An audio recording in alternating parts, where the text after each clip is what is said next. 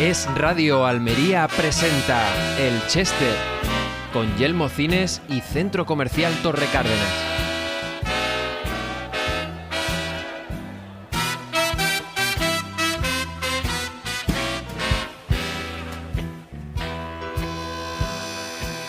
Pues efectivamente, una semana más estamos aquí sentados ya en este programa que llamamos El Chester, aunque esto no sea un sofá Chester, como dice el pesado de José Fernández, pero bueno, El Chester le llamamos al programa, le hemos llamado siempre así y ahora no le vamos a cambiar el nombre. Este ratito que echamos aproximadamente media hora de charla con alguien que cumpla dos condiciones. Primero, pues tener un cierto conocimiento de la provincia de Almería para poder hablar de la verdadera protagonista del Chester, que es nuestra tierra, y también pues ser amiga de la casa, ¿no? Y ella lo es porque ha venido pues muchas veces de aquí, viene regularmente a hablar normalmente de agricultura, aunque hoy vamos a hablar un poco de la vida. Adoración Blanque, presidente de Asaja, ¿qué tal? Muy buenas.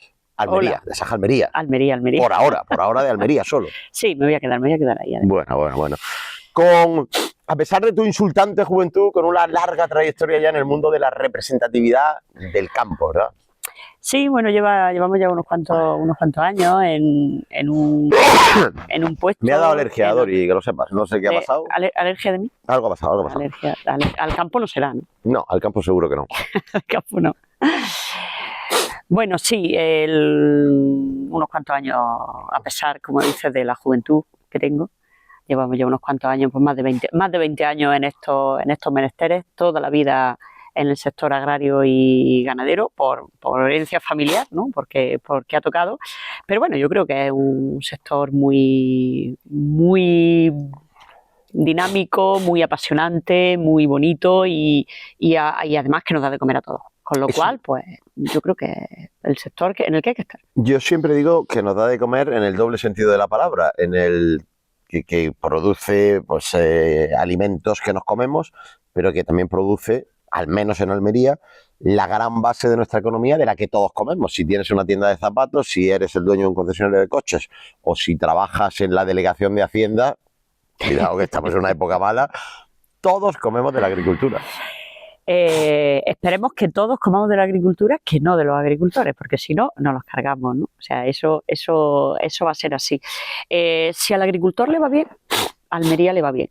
Si al agricultor le va bien, a todos le va bien, porque al final es la base económica, ¿no? Luego hay otros sectores que también tiran bastante de la economía, pero si nos ceñimos sobre todo al litoral, ¿no? Al litoral de Almería, pues la agricultura es lo que nos da de comer a todos, ¿no? Con lo cual hay que cuidarlo un poquito.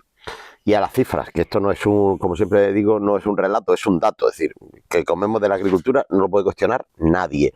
Y por cierto, acabamos de salir de unas elecciones europeas donde se ha hablado mucho de la agricultura, donde se han dicho muchas mentiras, pero eso es lo habitual cuando hay unas elecciones y en el ámbito de la política suele ser habitual incluso cuando no hay elecciones.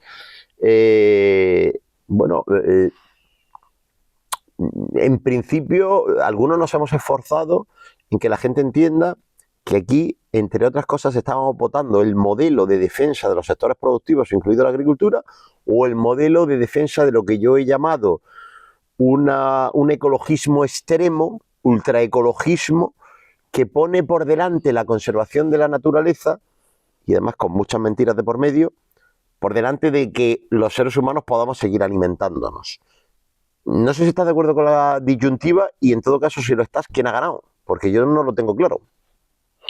Pues complicado de saber, ¿no? Es cierto que si vemos el mapa político europeo tal como ha quedado, tenemos casi más de lo mismo, o sea, de lo que había, porque al final se va a conformar con los mismos partidos, con distintas caras, que a lo mejor eso nos viene bien, siempre es bueno cambiar, pero con los mismos partidos que había.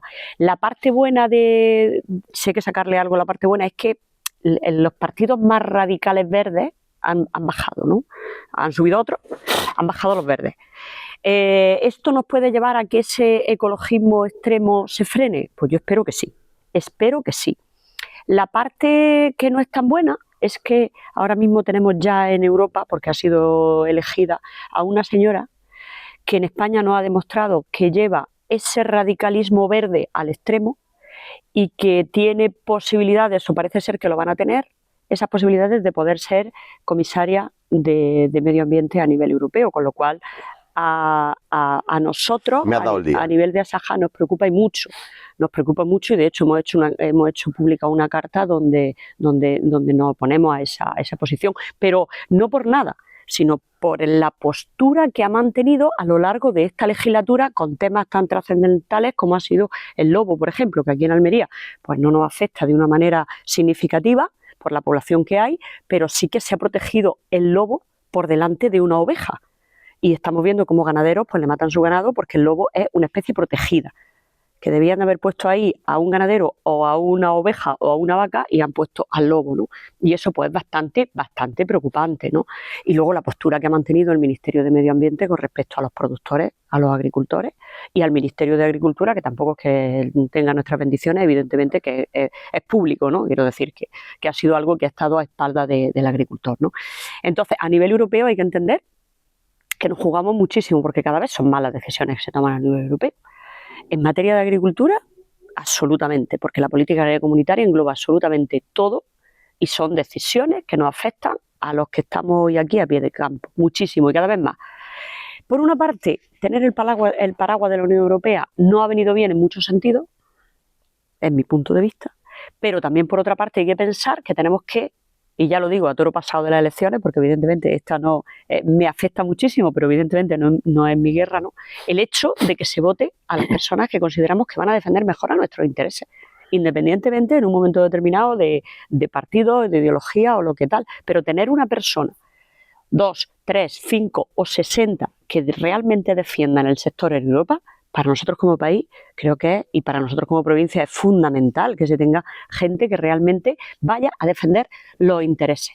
Como digo, yo el mapa político lo veo, han cambiado caras, han cambiado personas, el mapa político sigue siendo las mismas piezas en cuanto a lo que son partidos y lo que esperemos es que efectivamente, porque al final, si no, yo lo decía el otro día, teníamos la semana pasada nuestra Asamblea General, yo lo decía, terminaremos comiendo margaritas.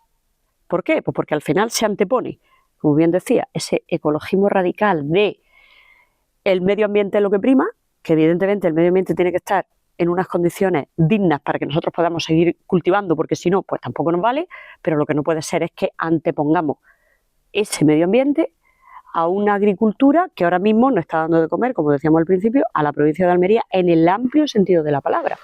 El jardín muy bonito y la despensa vacía. Perdóname que haya empezado la entrevista por este tema, pero yo soy de las personas que saben, que conocen, que a pesar de que en general todo lo relacionado con la Unión Europea, las elecciones europeas, el Consejo de Europa, el Parlamento Europeo, el Tribunal de Estrasburgo, es decir, todos los organismos europeos creo que siguen siendo muy desconocidos en España y sin embargo el índice de conocimiento de todo eso en el ámbito agrícola es mucho mayor. Me estaba viniendo a la cabeza escuchándote una excursión que yo hice pues hace 20 años posiblemente a Luxemburgo, fletada por Asaja, con gente de Asaja, pues para conocer, era alguna movilización, yo no sé si tú estabas en esa excursión o no, pero es decir, yo nunca, ni había estado nunca, ni nunca volví a nada relacionado con las grandes instituciones europeas, pero es verdad que en el campo el grado de conocimiento de todo lo que pasa en Europa es mucho mayor, porque hasta el agricultor que pueda estar más desconectado, porque desconectados pues hay, con respecto a la actualidad digo, hay agricultores, hay linotipistas y hay carniceros y hay cirujanos, hay gente que está muy desconectada, pero el grado general de conocimiento a mí me parece que en el campo es mucho mayor de todo lo que pasa en Europa, porque la gente sabe que nos afecta mucho lo que pasa en Europa.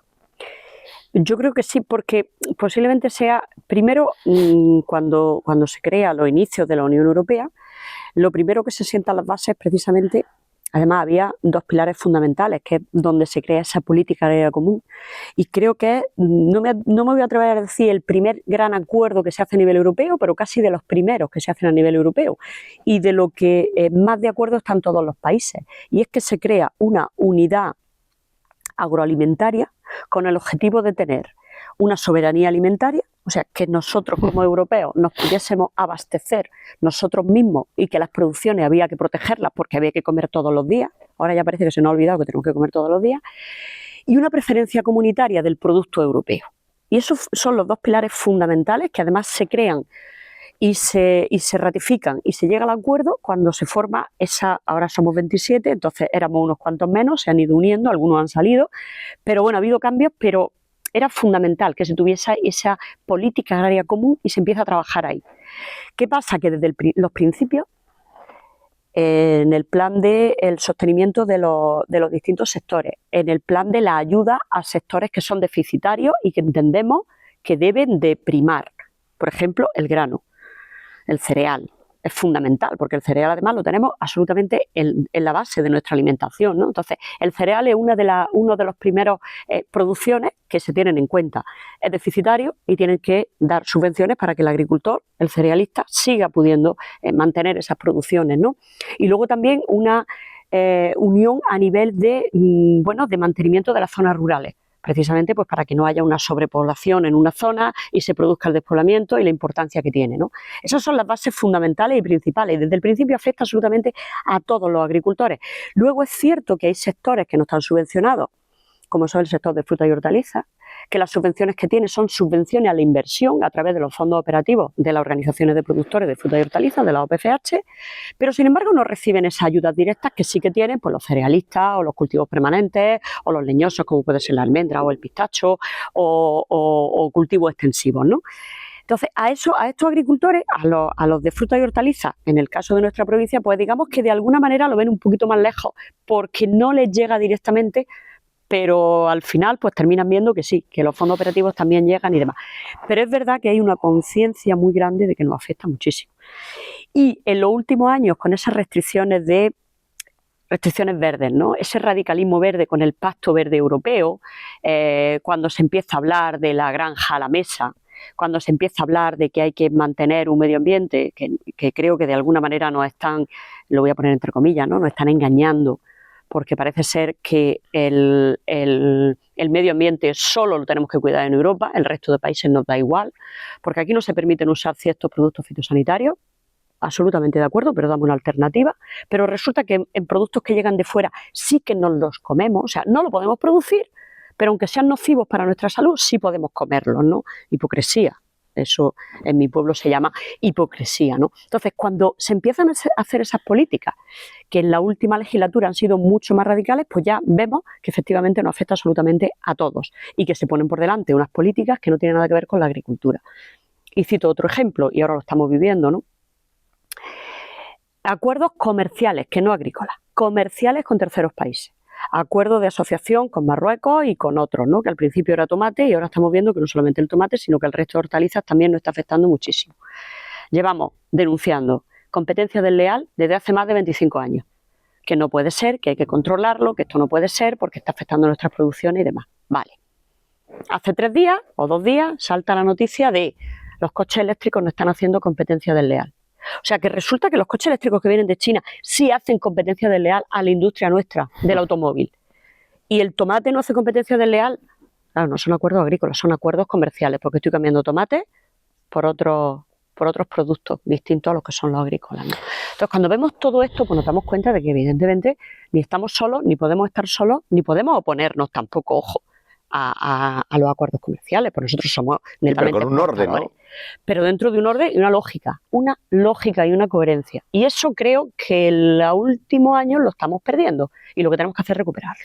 Sí, fíjate que has hablado, yo creo, de ahora mismo las dos grandes amenazas, digamos, derivadas de Europa para nuestra agricultura, que una es el ultraecologismo que decías, a mí me gusta llamarlo el ecologismo extremo, que representa en España Teresa Rivera, entre otros, y luego, la manera de relacionarnos con los terceros países, que efectivamente no creo que haya nadie que se oponga a que venga ni siquiera un tomate, que es un cultivo, o un pimiento típicamente almeriense, pero con un orden, es decir, entre otras cosas porque la pandemia nos ha demostrado que tenemos que tener aprovisionamiento local, porque si no lo podemos pasar muy mal. Y la propia lógica, nos lo ha recordado, aunque no hace falta, la propia lógica, es decir, mire usted, si usted depende exclusivamente de producciones externas, pues está vendido a lo que los externos quieran hacer con nosotros. Pero bueno, esas dos son las dos grandes amenazas.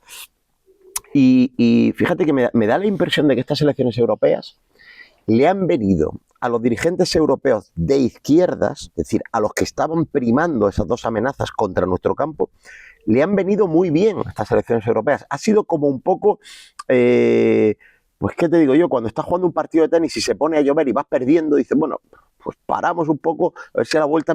O cuando hay un partido de fútbol, te va muy mal y salta un espontáneo, y dice, bueno, pues el entrenador puede dar instrucciones y tal.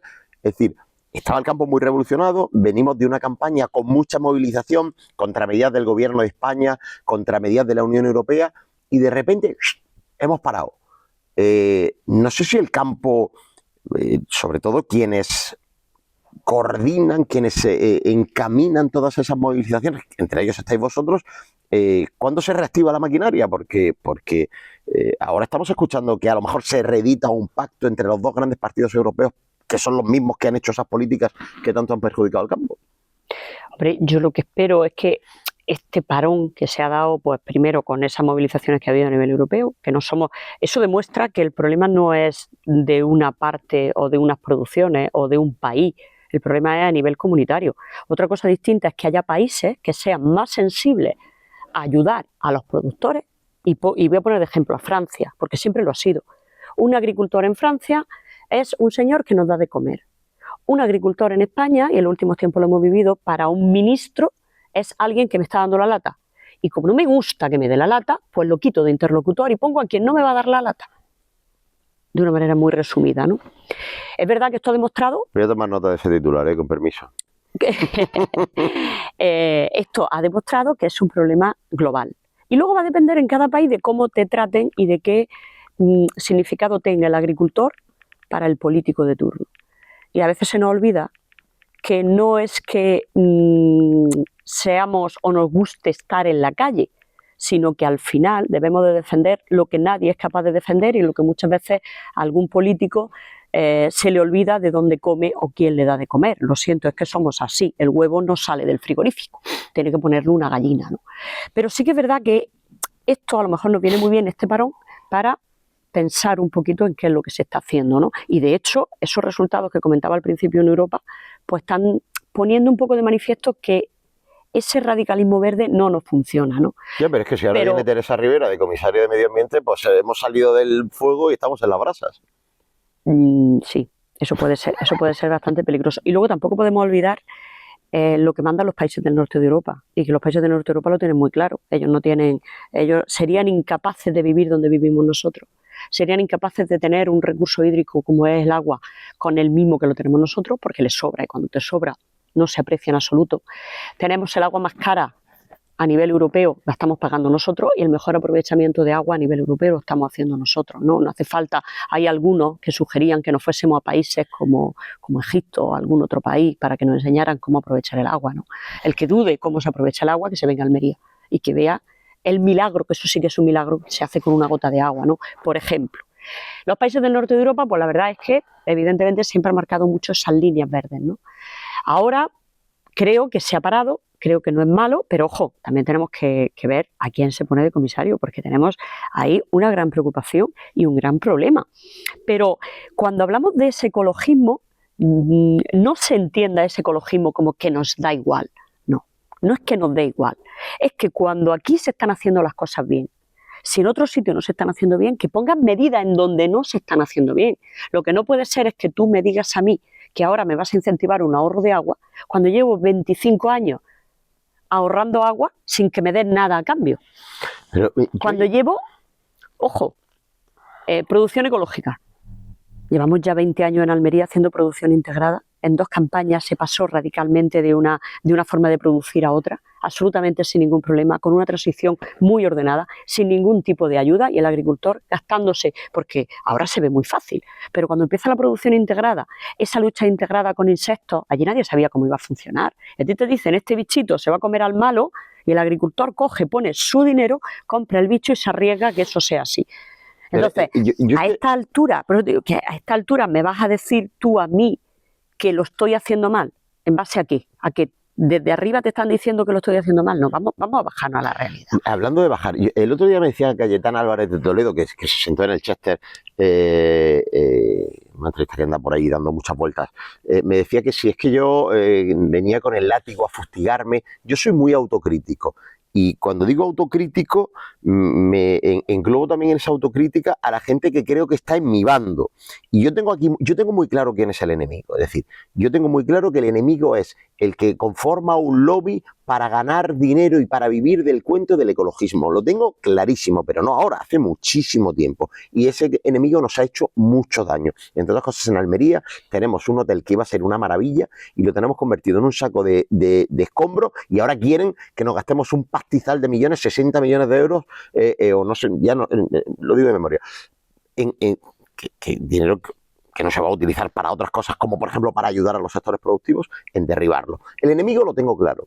Ahora, como parte de esa autocrítica, oye, ¿cómo nosotros no somos capaces de traer a todo el que acusa al modelo Almería de ser insostenible o ser dañino para el medio ambiente y meterlos en un invernadero? He visto al ministro Planas, puede que haya estado más veces, pero lo he visto una vez en un invernadero, no lo he visto más veces.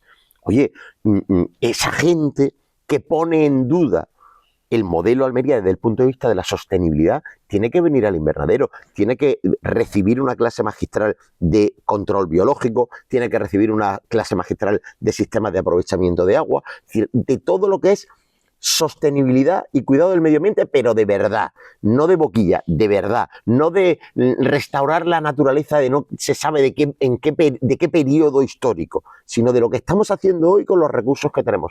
¿Por qué no somos capaces de traerlos? Bueno, porque al final esos lobbies tienen mucho más dinero que podemos tener nosotros, ¿no? Y al final, además de que no interesa el conocerlo, ni el saberlo, ni si alguien viene y lo ve, se le acaba el argumento de la crítica, ¿no? Entonces, al margen de que el dinero manda, ¿no? Pues es muy complicado el que alguien vaya a decir que sí, y ahora todo el discurso que he dicho de aquí para atrás no me vale, pero que es un discurso además que no estaba basado en ningún fundamento científico. Es lo mismo que los trapases, ¿no? Fundamento científico no, ideológico. Pues aquí pasa lo mismo, ¿no? Pero luego fíjate una cosa, yo invitaría a esas personas que hablan de esas producciones ecológicas, esas producciones de esa manera de producir que tienen, primero, que pagasen esa producción ecológica, que pagasen, quiero decir. Si tú quieres comer un tomate ecológico, ese tomate hay que pagarlo, porque la producción es inferior a un tomate convencional que no tiene por qué no producirse, quiero decir, que se puede producir sin dañar al medio ambiente, no confundamos. Págalo. Si el kilo de tomate cuesta 10 euros, lo pagas. Y que el agricultor se lleve el beneficio que se tiene que llevar porque ha producido en ecológico. No puede ser que me diga, tienes que producir en ecológico y te lo pago a precio de convencional, porque entonces esto no funciona, ¿no? Primera parte. Segunda parte, si producimos en ecológico y bajamos el nivel de producción, porque a mí me justifican, tengo que importar porque soy deficitario y me falta, perfecto, y quieres producir en ecológico, ¿quién va a comer? No hay suficiente producción. Ahora mismo hay más de 780 millones de personas en el mundo que pasan hambre. Tenemos que aumentar las producciones. Entonces, lo que hay que pensar si eres un dirigente racional, lo voy a decir de una manera suave, racional, es cómo lo hago para que se produzca más en las mejores condiciones.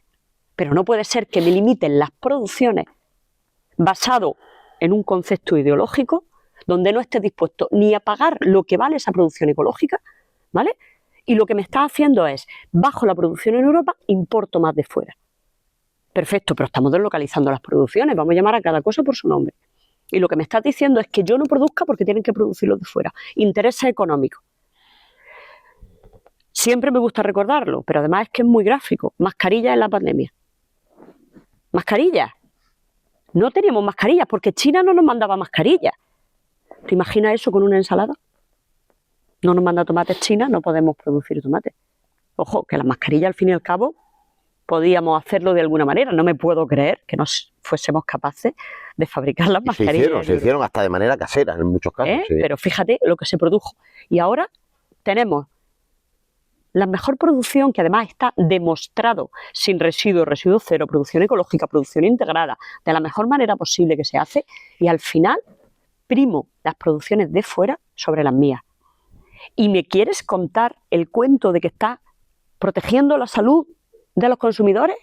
Yo sí sé lo que estoy produciendo. Yo sé que en Almería se produce para proteger la salud de los consumidores y se produce sin ningún tipo de residuo. Y lo tenemos que decir con la boca llena porque producimos muy bien y sabemos hacer las cosas muy bien.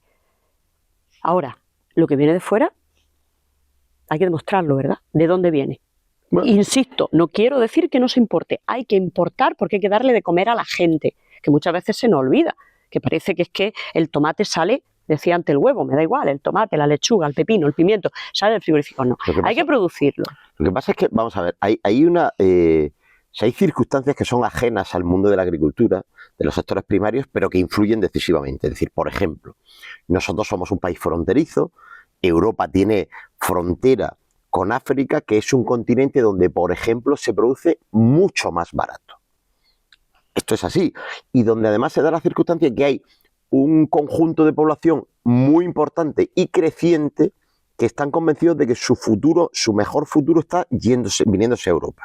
Esos dos factores creo que influyen en los sectores productivos, porque al final, si tú produces más caro, porque aquí la mano de obra es más cara, porque hay mayores exigencias, etcétera, etcétera, si produces más caro y no proteges tu producción, evidentemente siempre el que va a comprar y quiere comprar barato irá a comprar allí abajo, con lo cual es necesario, y lo está diciendo una persona que soy absolutamente liberal, pero todo tiene sus límites, es necesario proteger la producción de la gente de tu club, que llamamos Unión Europea.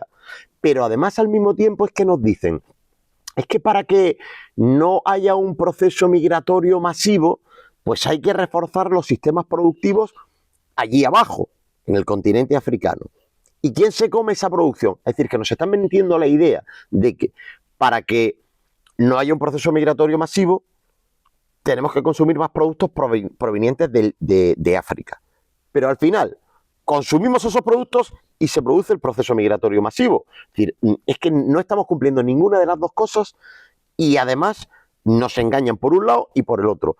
Yo no sé, bueno, yo tendría mi solución para esto, pero lo que está claro es que cualquier solución sostenible para los países miembros de la Unión Europea y sobre todo para nuestro modelo pasa por proteger un poco lo que nosotros hacemos, ¿no? Mira, con el tema es cierto que el tema de la inmigración muchas veces lo miramos desde el punto de vista teórico y hay que pensar que son personas igual que lo somos nosotros. Quiero decir, esas personas arriesgan su vida por algo. Si esas personas pueden vivir en su país, no se arriesgan. Eso está clarísimo, ¿no? Y al final son personas. Y nosotros dependemos mucho de la inmigración. Hay que ordenarla, por supuesto, y sobre todo para que no se juegue la vida de esas personas. Y hay que ordenarla porque desordenadamente no podemos convivir. Hay que ordenar esa inmigración, pero también es cierto que dependemos de la inmigración, pues de una mano de obra y de tal. A ver, si nosotros ayudamos a alguien me decía el otro día, ¿no? Es que hay que ayudar al desarrollo de países subdesarrollados. Totalmente de acuerdo. Pero lo que no puede ser es que me dices, hay que ayudar a esas personas para que esas personas no vengan, claro. Pero si resulta que esa ayuda que se da a las grandes corporaciones y las personas que están trabajando allí siguen cobrando unos salarios de miseria porque no se les paga de una manera distinta, al final estamos haciendo lo mismo. Quiero decir, esas personas vienen aquí porque tienen un salario digno. A pesar de que luego nos podemos quejar y teóricamente podemos decir lo que queramos. Pero esas personas vienen aquí porque trabajan en unas condiciones mejores, porque cobran un salario digno el que tienen que cobrar, y yo eso no me voy a poner en la vida, ¿vale? Y porque realmente lo que se está haciendo es ayudando. Entonces, no me ponga, pueden ser otros motivos, pero el fenómeno de la inmigración no se me puede poner de excusa, porque las personas siguen viniendo, porque aquí tienen una mejor calidad de vida que allí, y muy digno, ¿vale? Pero eso no me vale. Quiero decir que no me ponga esa excusa. Segundo, si yo estoy en un club que es la Unión Europea, que la voy a defender, porque digo, no ha venido muy bien, creo que en muchísimos aspectos, en el agrario también, vienen una serie de ayudas que se tienen que dar a los sectores deficitarios para que podamos seguir comiendo el trigo, la cebada, el arroz y muchísimas otras producciones, ¿no? Y ahora este año que encima el cereal en Almería, nulo, ¿no? Y eso al final se nota, ¿no? Y ha subido el aceite porque no hay y va a subir el pan porque tampoco hay. O sea, quiero decir que al final eso va a pasar, ¿no? Con lo cual tienen que venir esa ayuda. Pero si yo como socio del club que me dijiste y me prometiste que iba a tener una ventaja competitiva porque se me iba a proteger, ahora resulta que ya no la tengo, ¿de qué me vale estar en el club? ¿Qué hago con el club? Eso es lo que se han preguntado algunos que ya no están y otros que todavía están, pero que no sabemos si van a salir. Y digo, y ojo, y defenderé la unión, porque yo creo que solos no vamos a ningún sitio y unidos pues podemos llegar mucho más lejos, ¿no? A lo mejor más lento, pero más lejos. Pero cuidado, porque es que lo que me estás diciendo es, tengo otros intereses, con lo cual no me importa nada, te dejo ahí. No, vamos a ver. Yo soy socio del club y como tal, que estoy además aportando, porque yo también aporto al club, como tal, lo único que quiero es que se cumplan las reglas de juego que cuando se crea este club me dices que tengo. ¿Hay que tener importaciones? Por supuesto. ¿Se puede convivir perfectamente? Por supuesto que sí. Ahora bien, la famosa ley de la cadena que dice el ministro que es una cuestión fantástica y que nos van a poner, por lo menos multa, yo creo que alguna multa seguramente va a caer, ¿no? No tiene ningún sentido por lógica y dicho de una manera muy, muy simplista, ¿no? A ver, si tú a mí me estás diciendo que yo no puedo vender por debajo del coste de producción, que es lógico también, si a mí un tomate me cuesta producirlo 50 céntimos, yo no voy a venderlo a 50, o sea, a 40, tengo que venderlo a 60 para tener mi margen, ¿no? Como cualquier empresa. Vale, lo voy a vender a 60, pero resulta que estás dejando que entre producto a 30, ¿qué hago? Pero lo hago al revés, ¿no? Oh, sorpresa, ¿quién pudiera imaginar que esto iba a pasar? Sabiendo cómo funciona el sistema, ¿quién iba a imaginarse que efectivamente al final los perjudicados iban a volver a ser los agricultores? Pero yo es que de verdad, a mí me gustaría que razonablemente alguien me explicase esa ideología política de esa manera. Quiero decir, si yo soy productor de alimentos que tú necesitas consumir y tú lo que estás haciendo es que yo cada vez pueda producir menos... ¿Por qué me maltratas? Porque tengo... iba a decir sensación, no, una realidad, me están maltratando, ¿no? Entonces, por eso digo que hay algunos países que a mí me dan envidia. ¿Por qué me dan envidia? Porque realmente entienden que el productor de alimentos es la base fundamental de cualquier país. Y porque protegen a los suyos. Entonces, protegen a los suyos porque evidentemente, pues no sé, a lo mejor es que saben hacerlo mejor que nosotros, ¿no? En el sentido de que a lo mejor quitan y ponen a ministros, ¿no? Cuidado, que alguna vez aquí en España también ha pasado, esas cuestiones. A lo mejor tocando el tema político lo solucionamos, ¿no? Esperemos que corramos un poquito, que no se nos pegue el arroz.